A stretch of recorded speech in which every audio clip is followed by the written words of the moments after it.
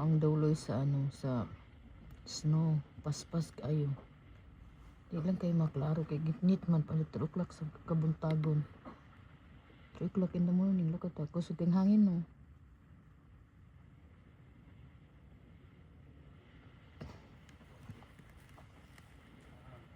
Silingan, lalos na din ang kita ang ilang balay. Tungod sa snow nga nangatagak. Puno na sad ang snow sa duyo.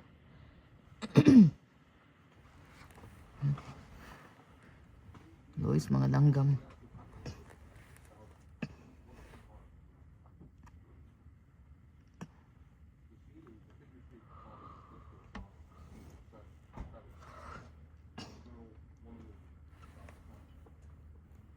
Aron pa ko kita ani first time nako kanang nakita jud nako ba nga kay naging inig mo na mukuan na sad siya kusog kay nga snow nga ning atagak.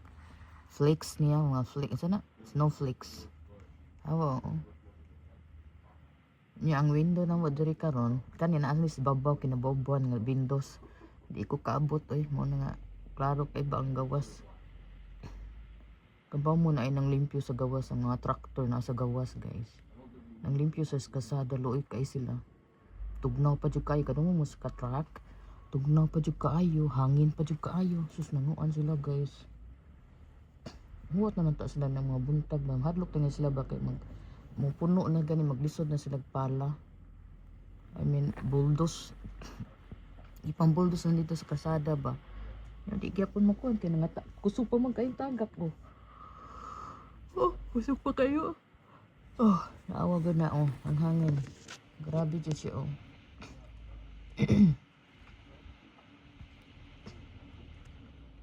Oh.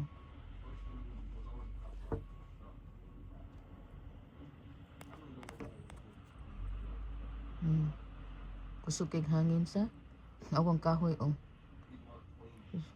Nanggalimok. Nanggalimok ang kahoy.